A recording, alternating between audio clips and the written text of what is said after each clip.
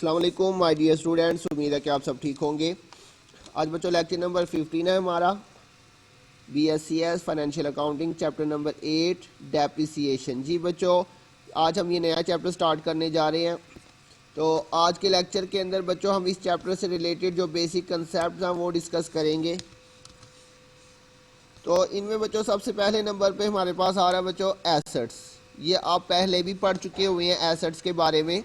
तो एसेट्स बच्चों हमारे हेड्स ऑफ अकाउंट्स में से नंबर 1 पे हमने जो हेड ऑफ अकाउंट पढ़ा था वो एसेट पढ़ा था। एसेट क्या होता है बच्चों? Properties and possessions of business are called asset. आपके पास कोई भी चीज़ है, आपकी प्रॉपर्टी आपकी पोजेशन में है तो बच्चों जिसकी कोई वैल्यू है तो वो आपका क्या होगा? वो एसेट होगा। उसके बाद बच्चों टाइप्स ऑफ एसेट्स है, इसमें fixed assets, current assets, wasting assets, ये इसकी टाइप्स हैं डिफरेंट। फिक्स्ड एसेट्स बच्चों कौन से होते हैं? ऐसे एसेट जिनकी लाइफ जो है वो लंबी होती है। Assets which have long life, और कितनी लंबी बच्चों? कम से कम जो है वो 1 साल से ज़्यादा होनी चाहिए। और called fixed asset, for example land, building, plant, machinery.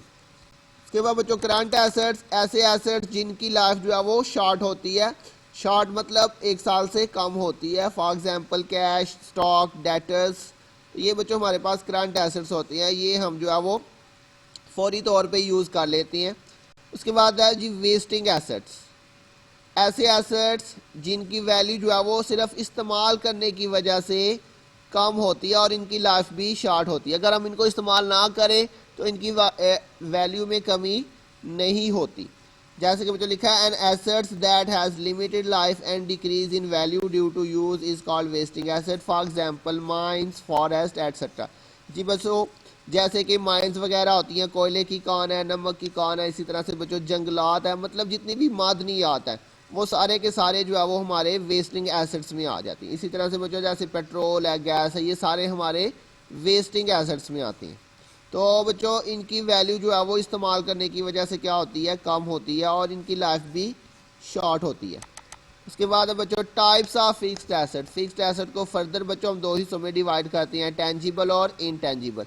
Tangible कौन से एसेट्स होते हैं बच्चों? वो एसेट जिनका कोई वजूद होता है, जिनको आप देख सकते हैं, जिनको आप महसूस कर सकते हैं, जिनको आप टच कर सकते हैं। Assets which have physical existence and which can be seen, felt and touch और कॉल्ड टेंजिबल एसेट। जैसे कि बच्चों land, building, plant and machinery. तो इनका वजूद होता है, आप इनको देख सकते हैं, इनको आप महसूस कर सकते हैं। उसके बाद है जी इनटेंजिबल एसेट्स। ये ऐसे एसेट्स होते हैं जिनका कोई वजूद नहीं होता और ना आप इनको देख सकते हैं ना आप इनको टच कर सकते हैं, इनको जस्ट आप जो है वो फील कर सकते हैं। तो उन एसेट्स को हम कहते हैं बच्चों इनटेंजिबल एसेट। जैसे कि बच्चों गुडविल, ट्रेडमार्क, पेटेंट, कॉपीराइट। जी बच्चों गुडविल क्या होता है? बिजनेस की जो शोहरत होती है वो बिजनेस का एसेट होता है। तो बच्चों जो शोहरत होती है, गुडविल होती है, उसकी वैल्यू होती है। जैसे कि बच्चों हम जो है वो कोई ब्रांड वगैरह ख़रीदते हैं, उसकी फ्रेंचाइज वगैरह ख़रीदते हैं।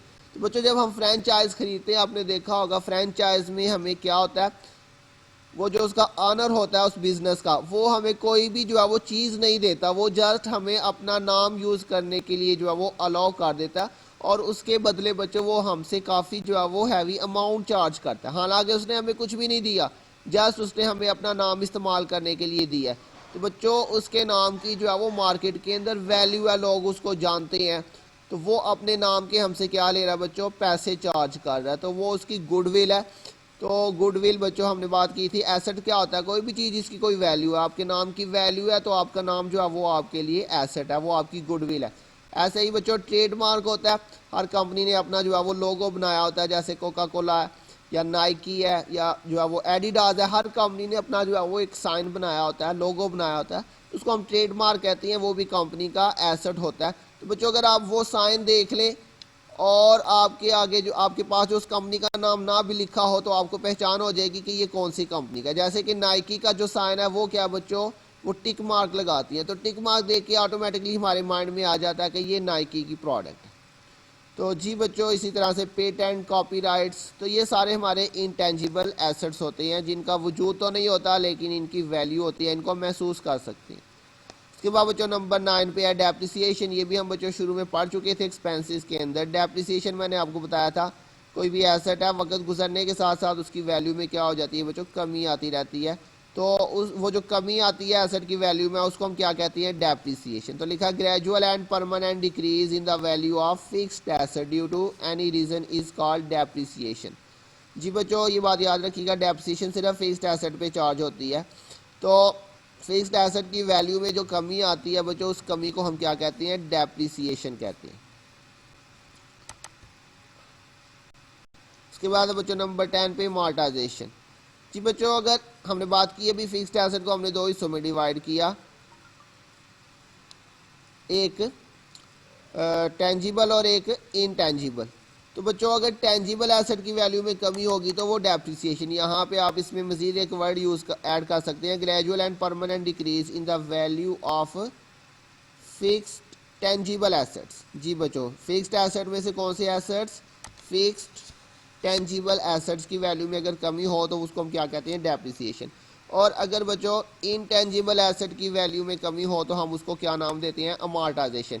जो इनटेंजिबल एसेट्स होते हैं जैसे भी मैंने आपको पीछे बताया, गुडविल, ट्रेडमार्क, कॉपीराइट, उनकी वैल्यू अगर कम होती है तो उसको हम क्या कहेंगे, amortization. The decrease in the value of intangible asset is called amortization. उसके बाद बच्चों define the kinds of depreciation. Depreciation calculate करने के ये बच्चों डिफरेंट हमारे पास मेथड है, straight line method, diminishing balance method, service charge depreciation और productive output depreciation. Straight line method बच्चों, अच्छा बच्चों स्ट्रेट लाइन मेथड में क्या होता है, इसके अंदर जो है वो हर साल एसेट की वैल्यू जो है वो सेम वैल्यू के साथ कम होती रहती है। जैसे कि फॉर एग्जांपल पहले साल में जो है वो एसेट की वैल्यू जो है वो 10,000 रुपया कम हो गई। नेक्स्ट ईयर जो है वो सेकेंड ईयर में जाएंगे तो सेकेंड ईयर में भी एसेट की वैल्यू जो है वो 10,000 ही कम होगी। तो क्या मतलब हुआ बच्चों, ये ऐसा मेथड है जिसके अंदर एसेट की वैल्यू जो है वो हर साल सेम वैल्यू के साथ जो है वो कम होती जाती है। तो लिखा method of depreciation in which the cost of asset is reduce by an equal amount. ये बच्चों मैंने अभी आपको बताया, इन एज अकाउंटिंग पीरियड, हर आने वाले साल में एसेट की जो वैल्यू होती है वो सेम वैल्यू के साथ जो है वो कम होती जाती है। इसको हम कहते हैं स्ट्रेट लाइन मेथड। अच्छा बच्चों इसी के जो है कुछ और नाम भी है, इसको हम स्ट्रेट लाइन मेथड भी कहते हैं, इसको हम ओरिजिनल कॉस्ट मेथड भी कहते हैं। ओरिजिनल कॉस्ट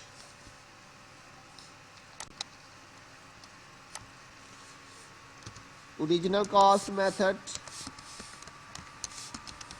या फिर हम इसको जो है वो फिक्स्ड इंस्टॉलमेंट मेथड भी कहते हैं, फिक्स्ड इंस्टॉलमेंट मेथड। जी बच्चों ये इसी मेथड के डिफरेंट नाम है। इसके बाद जी डिमिनिशिंग बैलेंस मेथड। अच्छा बच्चों डिमिनिशिंग बैलेंस मेथड में क्या होता है, हर आने वाले साल में जो डेप्रिसिएशन की वैल्यू होती है वो कम होती जाती है। जैसे कि फॉर एग्जांपल पहले साल जो है वो डेप्रिसिएशन की वैल्यू 10,000 थी, दूसरे साल जो है वो डेप्रिसिएशन की वैल्यू कम हो जाएगी। तो पहले साल 10,000 थी, दूसरे साल फॉर एग्जांपल हम अज्यूम कर रहे हैं कि वो 9,000 हो जाती है। तीसरे साल जो है वो एसेट की वैल्यू जो है वो डिक्रीज़ हो रही है कितनी, 8,000। तो बच्चों डिमिनिशिंग बैलेंस मेथड में हर आने वाले साल में जो एसेट की वैल्यू होती है वो कम होती जाती है। और इसके अलावा बच्चों ये बात याद रखिएगा, एसेट की दो वैल्यूज़ होती है, एक होती है कॉस्ट प्राइस और एक होती है बुक वैल्यू। कॉस्ट प्राइस होती है जितने का हमने एसेट ख़रीदा होता है, और बुक वैल्यू होती है जो हमारे पास कॉस्ट होती है उसमें से आप डेप्रिसिएशन माइनस कर दे तो वो बुक वैल्यू कहलाती है। तो बच्चों स्ट्रेट लाइन मेथड के अंदर हम कॉस्ट प्राइस के ऊपर डेप्रिसिएशन लेते हैं, जबकि डिमिनिशिंग बैलेंस मेथड के अंदर हम जो है वो बुक वैल्यू पे डेप्रिसिएशन लेंगे। तो ये बच्चों देखिए method of depreciation in which depreciation is calculated on the book value of assets. Book value पे एक तो डेप्रिसिएशन ली जाती है इसमें, और इसके अलावा value of depreciation is decrease in each succeeding year. हर आने वाले साल में, ये मैंने भी आपको बताया, हर आने वाले साल में डेप्रिसिएशन की वैल्यू जो है वो क्या होती जाएगी, कम होती जाएगी। जबकि स्ट्रेट लाइन में आपने देखा डेप्रिसिएशन की वैल्यू जो होती है वो सेम रहती है। इसके बाद बच्चों वियर एंड टियर, एसेट को इस्तेमाल करने की, मैंने आपको बताया एसेट की वैल्यू जो है वो किसी भी वजह से कम हो सकती है, ड्यू टू एनी रीज़न। तो वियर एंड टियर क्या होता है, तो बच्चों एसेट की वैल्यू इस्तेमाल करने की वजह से कम हो तो उसको हम कहते हैं वियर एंड टियर। तो लिखा था change in the shape of asset due to use in business is known as wear and tear. जब आप एसेट को इस्तेमाल करते हैं तो उसकी शेप जो है वो चेंज होती रहती है, तो उसको बच्चों हम क्या कहते हैं, वियर एंड टियर। उसके बाद है depletion, decrease in the value of wasting asset is called depletion. जी बच्चों जैसे हमने पीछे पढ़ा डेप्रिसिएशन, टेंजिबल एसेट की वैल्यू कम हो तो उसको हम डेप्रिसिएशन कहते हैं, और इनटेंजिबल एसेट की वैल्यू कम हो तो उसको हम अमार्टाइजेशन कहते हैं। ऐसे ही बच्चों वेस्टिंग एसेट की वैल्यू में अगर कमी आ जाए तो हम उसको क्या कहते हैं, डिप्लेशन कहते हैं। क्लियर हो गया। उसके बाद है जी ऑब्सोलीसेंस, ये बच्चों ऑब्सोलीट से है नाकारा हो जाना। तो लिखा था decrease in the value of asset due to new invention, change in habit and taste of people is known as obsolescence. जी बच्चों कुछ चीज़ें ऐसी भी होती हैं कि जो बिल्कुल न्यू है, अभी बिल्कुल अनयूज्ड हैं, लेकिन वक्त गुजरने के साथ साथ उनकी वैल्यू कम हो जाती है, अभी जो है वो मार्केट से निकली भी नहीं है, या आपने ख़रीद ली है, अब उसको ला के जो है वो अपने घर पे रख ले, बिल्कुल इस्तेमाल ना करें, तो वक्त गुजरने के साथ साथ जो है क्या होगा, मार्केट में नई चीज़ आ जाती है, लोगों का जो हैबिट एंड टेस्ट होता है वो चेंज हो जाता है, इसकी वजह से उस चीज़ की वैल्यू कम हो जाती है, चाहे अभी वो अनयूज्ड है। जैसे आप जो है वो मोबाइल की एग्जांपल ले लें, आज आप जो है वो 1 लाख रुपए का मोबाइल ला के घर पे रख लें, उसको बिल्कुल यूज़ भी ना करें, तो 1 महीने बाद 1 साल बाद जो है मार्केट के अंदर जो है बच्चों नए मॉडल आ जाएंगे, तो उस मॉडल की वैल्यू जो है वो ऑटोमेटिकली क्या हो जाएगी, डिक्रीज हो जाएगी। तो एसेट को मार्केट के अंदर जो है वो न्यू इन्वेंशन की वजह से अगर एसेट की वैल्यू में कमी आ जाए तो वो बच्चों क्या कहलाता है, ऑब्सोलीट हो जाना। उसके बाद बच्चों internal depreciation, depreciation which occur due to normal causes is called internal depreciation. जी बच्चों नॉर्मल कॉजेज की वजह से अगर एसेट की वैल्यू कम हो तो वो इंटरनल डेप्रिसिएशन कहलाती है। नॉर्मल कॉजेज कौन सी होती हैं बच्चों, जैसे वियर एंड टीयर है, डिप्लेशन है, ये बच्चों वियर एंड टीयर डिप्लेशन ये हमारी नॉर्मल कॉजेज होती हैं। तो अगर इनकी वजह से वैल्यू में कमी हो तो वो इंटरनल डेप्रिसिएशन कहलाएगी। और अगर एक्सटर्नल काजेज की वजह से एसेट की वैल्यू में कमी हो जाए तो उसको हम एक्सटर्नल डेप्रिसिएशन कहेंगे। Depreciation which occur due to some external causes is called external depreciation, for example obsolescence, efflux of time. जी बच्चों ये ऑब्सोलीसेंस अभी हमने पढ़ा। अगर ऑब्सोलीसेंस की वजह से या इफ्लेक्स ऑफ टाइम मतलब वक्त गुजरने की वजह से एसेट की वैल्यू में कमी आ जाए तो उसको हम क्या कहेंगे, एक्सटर्नल डेप्रिसिएशन। उसके बाद बच्चों नंबर 19 है define reasons or causes of depreciation, ये हमने बच्चों ऊपर डिस्कस किए हैं। Wear and tear, obsolescence, efflux of time, तो डिप्लेशन, ये हमारे पास बच्चों एसेट की जो है वो रीजंस है डेप्रिसिएशन की। उसके बाद है फ्लक्चुएशन, फ्लक्चुएशन का मतलब होता है increase decrease, the decrease or increase in the market value of asset not due to use in business is known as fluctuation. ये बच्चों डेप्रिसिएशन में क्या होता है, डेप्रिसिएशन में परमानेंट एंड ग्रेजुअल डिक्रीज होता जाता है, डेप्रिसिएशन में वैल्यू हमेशा कम ही होती जाती है, जबकि फ्लक्चुएशन जो है इसके अंदर मार्केट के अंदर एसेट की वैल्यू कम भी हो सकती है और इंक्रीज भी हो सकती है, लेकिन ये इस्तेमाल करने की वजह से नहीं होता, मार्केट कंडीशन के ऊपर डिपेंड करता है।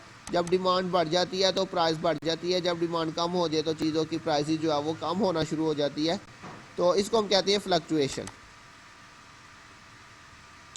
उसके बाद है जी differentiate between depreciation and fluctuation. जी बच्चों अभी मैंने आपको पिछली डेप्रिसिएशन में ये क्लियर कर दिया, डेप्रिसिएशन में एसेट की वैल्यू कंटिन्यूली जो है वो डिक्रीज होती जाएगी, जबकि फ्लक्चुएशन के अंदर एसेट की वैल्यू कभी इंक्रीज भी हो सकती है, कभी डिक्रीज भी हो सकती है।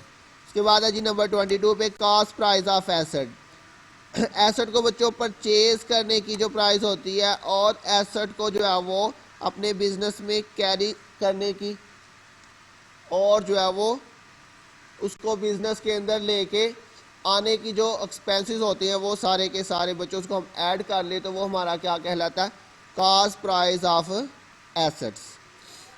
तो लिखा हुआ बच्चों it includes purchase price and all expenses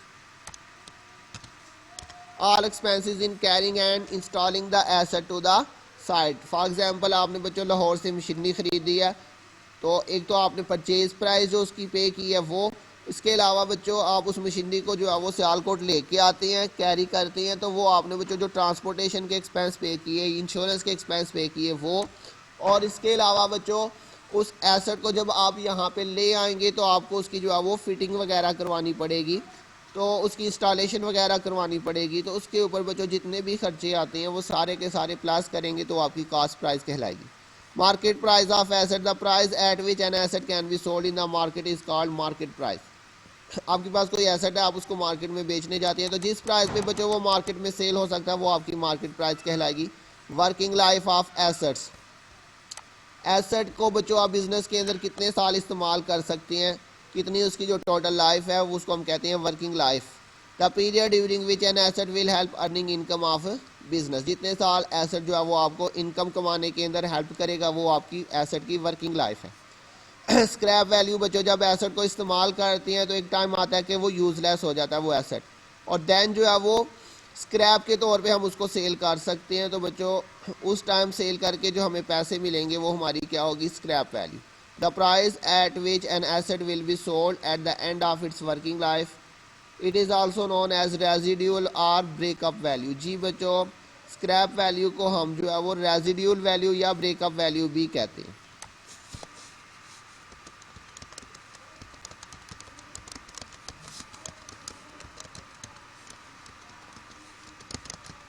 जी बच्चों, तो ये हमारे पास इस चैप्टर से रिलेटेड कुछ बेसिक कंसेप्ट थे। तो बच्चों ये आपने याद कर लेने, और आपके पेपर में एमसीक्यूज़ भी आएंगे, मैंने आपको बताया था। तो ये आपके बेसिक कंसेप्ट हैं, ये आपको क्लियर होंगे तो इसी से जो है वो आपके एमसीक्यूज़ भी इंशाल्लाह क्लियर हो जाएंगे। तो बच्चों मुझे उम्मीद है आपको समझ आ गई होगी। अगर किसी पॉइंट की नहीं समझ आई तो बच्चों ज़रूर पूछिएगा। अपना ध्यान रखिएगा, बहुत जल्द मिलेंगे नेक्स्ट लेक्चर के साथ इंशाल्लाह। तब तक के लिए अल्लाह हाफिज़।